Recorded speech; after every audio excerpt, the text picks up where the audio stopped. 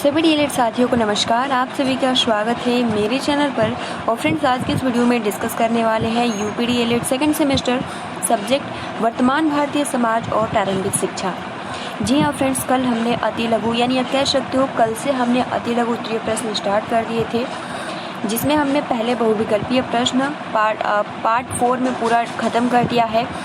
और फ्रेंड, कल से हम पार्ट 1 और आज पार्ट 2 है। तो फ्रेंड्स, अगर आपने प्रीवियस वीडियोस नहीं देखा है तो आप सभी को सिंपल प्लेलिस्ट का लिंक कमेंट्स बॉक्स में मिल जाएगा, आप वहाँ से जाकर देख सकते हो। तो चलिए फ्रेंड्स, शुरू करते हैं। और कल हमने क्वेश्चन किया था कि अज्ञानी रहने की अपेक्षा जन्म लेना ही अच्छा है, यह कथन किसका है। और बहुत सारे प्रशिक्षुओं ने राइट आंसर दिया, बहुत बढ़िया। इसका जो राइट आंसर हो जाएगा वो हो जाएगा प्लेटो। आज भी हम क्वेश्चन पूछेंगे जिसका आंसर आप सभी को करना होगा। हमने ये भी क्वेश्चन पूछा था कि ज्ञान जीवन के सत्य का दिग्दर्शन ही नहीं करता, बल्कि वो व्यक्ति को चलना बोलना समाज में रहना सिखाता है। ये जो स्टेटमेंट है वो महर्षि वेदव्यास जी का है। ये दो हमने क्वेश्चन पूछा था और आप सभी का बिल्कुल सही आंसर था। ठीक है, इसी तरीके से आप अपना प्रिपरेशन करते रहिए और इसी में से एग्जाम में प्रश्न पूछे जाएंगे। तो चलिए फ्रेंड्स, शुरू करते हैं। और देखिए फ्रेंड्स, इस क्लास की जो टाइमिंग हो गई अब 9 बजे नहीं रहेगी, सुबह 8 बजे रहेगी। ठीक है, हमने कल यहाँ तक क्वेश्चन डिस्कस किया था। 1 मिनट, यहाँ तक डिस्कस किया था कि डॉक्टर आर.के. मुखर्जी ने बौद्ध शिक्षा के विषय में क्या कहा था। तो डॉक्टर आर.के. मुखर्जी का मत था कि बौद्ध शिक्षा प्राचीन ब्राह्मणीय शिक्षा प्रणाली का एक क्या है, परिवर्तित रूप था। अब यहाँ से हम लोग स्टार्ट करते हैं। ठीक है, और जिसमें सबसे पहला प्रश्न है कि बौद्ध शिक्षा की शिक्षण विधि क्या थी। जो बौद्ध शिक्षा थी उसके शिक्षण विधि क्या थी। तो फ्रेंड्स, यहाँ पर राइट आंसर हो जाएगा बौद्ध शिक्षा की शिक्षण विधि जो थी। ठीक है, बौद्ध शिक्षा की जो शिक्षण विधि थी, 1 मिनट, बौद्ध शिक्षा की शिक्षण विधि जो थी वो थी मौखिक। ठीक है, अगला जो प्रश्न है कि इस्लाम धर्म में, ठीक है, इस्लाम धर्म में शिक्षा का क्या महत्व है। तो फ्रेंड्स, इसका जो राइट आंसर हो जाएगा इस्लाम धर्म में, ठीक है, इस्लाम धर्म में शिक्षा का विशेष महत्व था। मोहम्मद साहब कहा करते थे कि दान में सोना देने की अपेक्षा अपने बच्चों को शिक्षा देना श्रेष्ठ है। और बहुत ही अच्छी बात है, क्योंकि अगर आप सोना ही उनको दे देते हैं तो वो कहाँ से सीखेंगे किस तरीके से कैसे बात करना है, ठीक है, किस तरीके से किसी को सम्मान देना है। तो इस तरीके से इस्लाम धर्म में शिक्षा का क्या महत्व था, तो बहुत ज़्यादा महत्व था। जो मोहम्मद साहब है वो कहा करते थे कि दान में सोना देने की बजाय आप सभी को अपने बच्चों को शिक्षा देना बहुत ज़्यादा श्रेष्ठ माना जाता है। अगला प्रश्न है कि हुमायूं किसने लिखा। हुमायूं नामा किसने लिखा था। तो फ्रेंड्स, बाबर की पुत्री गुलबदन बेगम हुमायूं नामा लिखा था, जो कि एक श्रेष्ठ ऐतिहासिक ग्रंथ है उसे कहा जाता है। तो यह भी बहुत ज़्यादा महत्वपूर्ण है। हुमायूं नामा किसने लिखा था। तो जो बाबर की पुत्री थी गुलबदन बेगम, उसी ने हुमायूं नामा लिखा था, जो कि क्या है, एक सर्वश्रेष्ठ ऐतिहासिक ग्रंथ कहा जाता है। अगला जो प्रश्न है कि मकतब में प्रवेश की आयु क्या होती है। तो मकतब में प्रवेश की आयु क्या होती है। तो फ्रेंड्स, मकतब में प्रवेश की आयु 4 से 5 वर्ष की होती थी। अगला प्रश्न है कि प्रवेश के समय कौन सा संस्कार किया जाता था।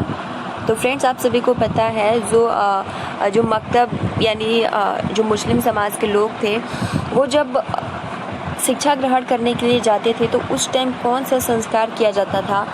तो बिस्मिल्लाह संस्कार किया जाता था। इसमें बालक 4 वर्ष और 4 माह, ठीक है, 4 वर्ष और 4 माह, ठीक है, 4 वर्ष और 4 माह और 4 दिन का होता था। तो ये भी बहुत ज़्यादा महत्वपूर्ण है। अगला जो प्रश्न है कि किस शिक्षा शास्त्री ने कहा है कि, ये जो स्टेटमेंट है बहुत ज़्यादा महत्वपूर्ण है, कि शिक्षा मनुष्य को पार्श्विक प्रवृत्तियों से ऊंचा उठाने का कार्य करता है। तो जिन्होंने बोला था कि स्वस्थ शरीर में स्वस्थ मस्तिष्क का निर्माण हो सकता है, उन्हीं महोदय जी ने बोला है कि शिक्षा मनुष्य को पार्श्विक यानी पशुओं से अलग करता है। ये जो स्टेटमेंट है ये किसका है। तो अरस्तु महोदय जी का है। अगला जो प्रश्न है कि एवोल्यूशन ऑफ एजुकेशन थ्योरी नामक पुस्तक के लेखक कौन है। तो एवोल्यूशन ऑफ एजुकेशन थ्योरी नामक के पुस्तक के जो लेखक हैं वो है एडमस। ठीक है, ये जो पुस्तक है बहुत ज़्यादा महत्वपूर्ण है। एवोल्यूशन ऑफ एजुकेशन थ्योरी के जो पुस्तक के लेखक हैं वो है एडमस। अगला प्रश्न है कि जॉन एडमस ने, ठीक है, जॉन एडमस ने शिक्षा की प्रक्रिया के क्या 2 आधारभूत स्तंभ बताए। तो फ्रेंड्स, आप सभी को पता है कि शिक्षा द्विमुखी प्रक्रिया, त्रिमुखी प्रक्रिया, द्विमुखी जो प्रक्रिया है वो जॉन एडमस ने दिया है। इस तरीके से यहाँ जॉन एडमस ने शिक्षा की प्रक्रिया को 2 आधारभूत क्या माना था। तो इसमें इन्हें 2 आधारभूत जो माना, अध्यापक व छात्र को ही माना था, यानी पाठ्यक्रम को हटा दिया। इन्होंने बोला कि जॉन एडमस ने शिक्षा की प्रक्रिया के अध्यापक व छात्र को 2 आधारभूत स्तंभ बताएं। अगला प्रश्न है कि शिक्षा की, ठीक है, शिक्षा की प्रक्रिया में समाज का महत्वपूर्ण स्थान होता है, यह कथन किसका है। तो फ्रेंड्स, आप सभी को पता है शिक्षा की प्रक्रिया में समाज का महत्वपूर्ण स्थान होता है, यह कथन किसका है। तो ये जो स्टेटमेंट है ये जॉन ड्यूबी का है। अगला प्रश्न है कि यह कथन किसका है कि शिक्षा वह प्रक्रिया है जिसके द्वारा बालक की जन्मजात शक्तियाँ बाहर प्रकट होती है। यह भी बहुत ज़्यादा महत्वपूर्ण है। इन्होंने जो स्टेटमेंट दिया है कि शिक्षा वह प्रक्रिया है, ठीक है, शिक्षा वह प्रक्रिया है जिसके द्वारा बालक की जन्मजात शक्तियाँ प्रकट होता है। ये जो स्टेटमेंट दिया है ये फॉरवेल जी का है। अगला प्रश्न है कि यह कथन किसका है कि शिक्षा का आंतरिक जीवन एवं बाह्य संसार के मध्य समन्वय स्थापित करने की प्रक्रिया है। ये जो स्टेटमेंट है ये हर्बर्ट स्पेंसर का है और बहुत अच्छा दिया। इन्होंने बोला है कि शिक्षा जो है आंतरिक जीवन एवं बाह्य संसार के मध्य समन्वय स्थापित करने की एक क्या है, एक प्रक्रिया है। और ये जो स्टेटमेंट दिया है ये हर्बर्ट स्पेंसर जी का है। अगला जो प्रश्न है कि यह कथन, देखिए जितने भी क्वेश्चन है ना, क्योंकि आप सभी को पता है ज़्यादातर स्टेटमेंट से ही रिलेटेड क्वेश्चन पूछे जाते हैं, कथन से रिलेटेड पूछे जाते हैं। तो यहाँ पर जो पवन सीरीज है उसमें बहुत ही बेस्ट तरीके से जितने भी स्टेटमेंट है एक जगह दे दिया है। यहाँ पर जो क्वेश्चन है कि शिक्षा व्यक्ति की शक्ति का विशेष रूप से मानसिक शक्ति का विकास करती है जिससे कि वह परम सत्य शिव सुंदर के चिंतन का आनंद उठा सके। ये जो स्टेटमेंट है ये किसका है। तो फ्रेंड, ये जो स्टेटमेंट है ये अरस्तु का है। इन्होंने जो बोला है कि शिक्षा व्यक्ति की शक्ति का विशेष रूप से मानसिक शक्ति का विकास करती है जिससे कि वह परम सत्य शिव और सुंदर के चिंतन का आनंद उठा सके। अगला जो क्वेश्चन है कि यहाँ पे कि यह कथन किसका है कि शिक्षा से मेरा तात्पर्य बालक और मनुष्य के शरीर, मस्तिष्क व आत्मा का उत्कृष्ट। हमने कल भी ये क्वेश्चन देखा था कि 3 बिंदु जो है मस्तिष्क, ठीक है, शरीर, मस्तिष्क व आत्मा, इन तीनों से मेल होना बेहद ही ज़रूरी है।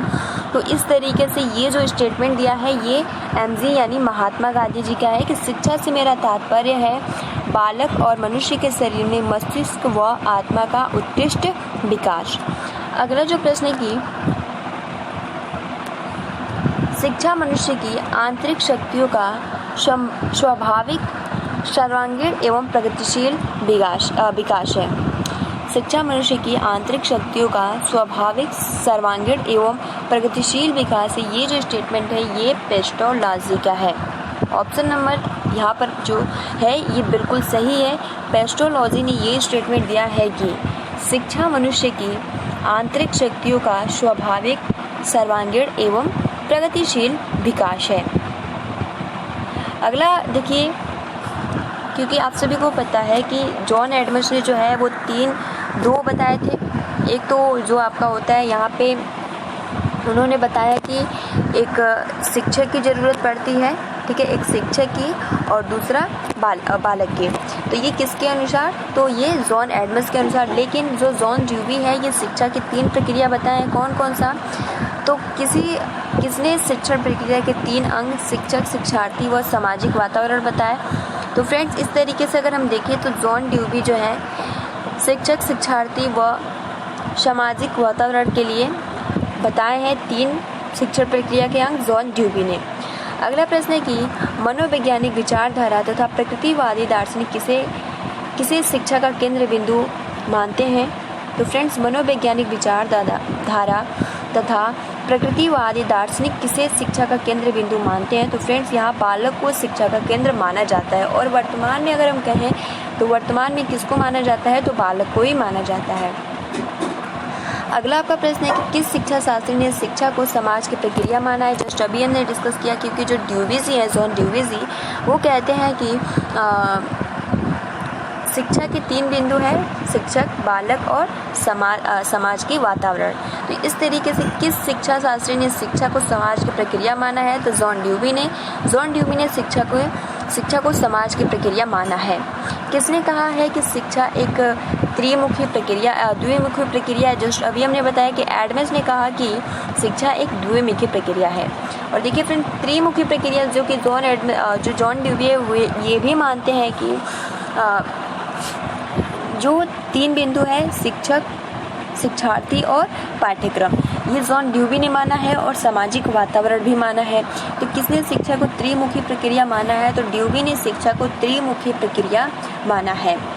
अगला जो प्रश्न है कि चुंबक के समान, ठीक है, चुंबक के समान शिक्षा में 2 ध्रुवों का होना आवश्यक है, इसलिए शिक्षा भी द्विमुखी प्रक्रिया है। यह कथन किसका है?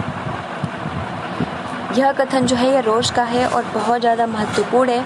इन्होंने जो स्टेटमेंट दिया है कि चुंबक के समान, ठीक है, चुंबक के समान शिक्षा में 2 ध्रुवों का होना आवश्यक है, इसलिए शिक्षा भी क्या है? द्विमुखी प्रक्रिया है। यानी ये किसका समर्थन किए हैं? तो जो जॉन एडम्स ने अपने अनुसार बोला था कि जो शिक्षा है वो क्या है? द्विमुखी प्रक्रिया है, उसमें बालक और शिक्षक के होना। तो ये जो इसमें एग्री यानी सहमत जताई है, ये कथन रोस ने इसका। अब ये नहीं कह सकेंगे कि इसी ने द्विमुखी प्रक्रिया दी है। देखिए, इसमें आप सभी बहुत ज़्यादा कंफ्यूज होते हैं, बट यहाँ पर जो द्विमुखी प्रक्रिया दिया है वो जॉन एडम्स ने दिया है, लेकिन इसका जो समर्थन किया है वो रोस ने किया है।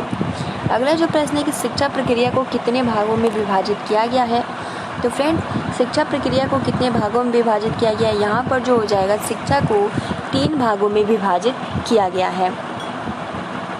आप सभी को पता है कौन कौन सा, ठीक है। अगला जो आपका प्रश्न है कि शिक्षा का सर्वश्रेष्ठ उद्देश्य तथा कार्य मानव प्रकृति तथा चरित्र को प्रशिक्षित करना है, यह कथन किसका है? देखिए, शिक्षा का सर्वश्रेष्ठ उद्देश्य क्या है? कार्य मानव प्रकृति तथा चरित्र को प्रशिक्षित करता है, यह जो कथन है प्लेटो का है। अगला जो आपका स्टेटमेंट है कि यह कथन किसने कहा है कि समाजविहीन व्यक्ति कोरी कल्पना है। तो फ्रेंड, समाजविहीन व्यक्ति कोरी कल्पना है। और देखिए, एक था कि कोरी स्लेट, इस तरीके से वो प्लेटो ने दिया है, लेकिन समाजविहीन व्यक्ति कोरी कल्पना है, ये जो स्टेटमेंट दिया है रेमंड महोदय जी का है। अगला प्रश्न है कि शिक्षा हमारा जन्मसिद्ध अधिकार है, यह कथन किसका है? तो फ्रेंड्स, शिक्षा हमारा जन्मसिद्ध अधिकार है, ये जो स्टेटमेंट है ये पेस्टोलॉजी का है। लास्ट आज का क्वेश्चन है कि पौधों का विकास कृषि के द्वारा एवं मनुष्य का विकास शिक्षा के द्वारा होता है, यह कथन किसका है? बहुत महत्वपूर्ण है। पौधों का विकास कृषि के द्वारा एवं मनुष्य का विकास शिक्षा के द्वारा होता है, ये जो स्टेटमेंट है ये हर्लॉक या लॉकेन, इन्होंने ही ये स्टेटमेंट दिया है। तो फ्रेंड, अब चलिए क्वेश्चन की तरफ बढ़ते हैं, जिसका आंसर आप सभी को करना है, ठीक है। देखिए, पहला क्वेश्चन है कि ये स्टेटमेंट किसका है कि समाजविहीन व्यक्ति कोरी कल्पना है, ये स्टेटमेंट किसका है? और दूसरा कि शिक्षा एक सामाजिक प्रक्रिया है, ये स्टेटमेंट किसने दिया है? तीसरा कि शिक्षा से मेरा तात्पर्य यह है कि मनुष्य के शरीर, मस्तिष्क और आत्मा का सर्वोत्कृष्ट विकास हो, समन्वय है, ये स्टेटमेंट किसने दिया है? तो 3 क्वेश्चन है, आप सभी को आंसर करना है। पहला कि समाजविहीन व्यक्ति कोरी कल्पना है, दूसरा कि शिक्षा एक सामाजिक प्रक्रिया है, तीसरा शिक्षा से मेरा तात्पर्य मनुष्य के शरीर, मस्तिष्क और आत्मा का समन्वय या उत्कृष्ट विकास हो। तो ये तीनों आंसर आप कमेंट्स बॉक्स में कीजिएगा, ठीक है। और बहुत ईजी है, जस्ट अभी हमने डिस्कस किया, ठीक है। और देखिए फ्रेंड, ये जो आंसर करना है आपको लाइव चैट में नहीं, आप सभी को कमेंट्स बॉक्स में करना है, ठीक है। और देखिए हम नेक्स्ट वीडियो में जो भी पहले आंसर करेंगे हम उनका नाम जरूर लेंगे, ठीक है। तो चलिए देखते हैं सबसे पहले आंसर कौन करते हैं। तो thanks for watching, take care and best of luck. मिलते हैं। और देखिए नेक्स्ट क्लास की जो टाइमिंग है 10:30 बजे, उसके बाद 12 बजे, उसके बाद 2 बजे, उसके बाद 3:15 बजे, उसके बाद 5 बजे, उसके बाद 9 बजे, उसके बाद 10 बजे। तो फ्रेंड्स आप सभी के लिए हम इतना मेहनत करते हैं, तो आपको भी फर्ज बनता है कि वीडियो को जल्दी से जल्दी लाइक करें और जो भी क्वेश्चन पूछे उसका आंसर करें और वीडियो को ज़रूर शेयर करें।